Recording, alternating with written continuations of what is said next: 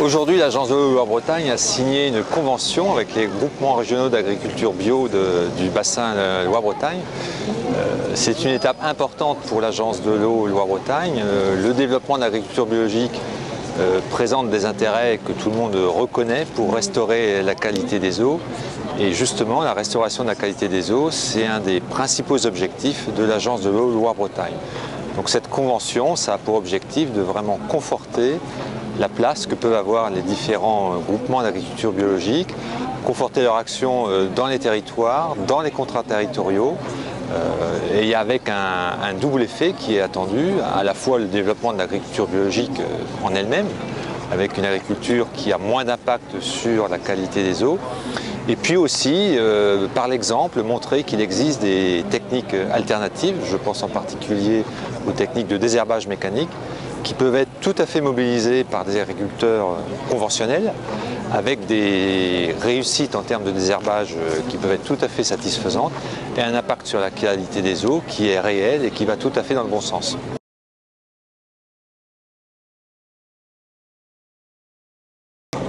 Alors, pourquoi l'agriculture biologique a-t-elle un impact favorable sur la qualité des eaux?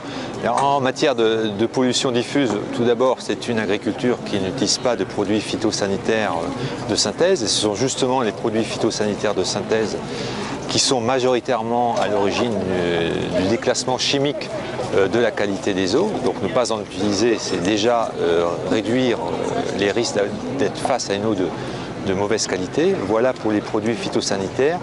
Et puis aussi en matière de risque de pollution par l'azote et par les nitrates, c'est une agriculture où les flux d'azote sont moins importants que dans des agricultures conventionnelles qui ont des objectifs de rendement plus élevés. Et au final, quand on regarde sur plusieurs années et sur un ensemble de parcelles, les fuites de nitrates vers les eaux sont en général bien inférieures en agriculture biologique qu'en agriculture conventionnelle.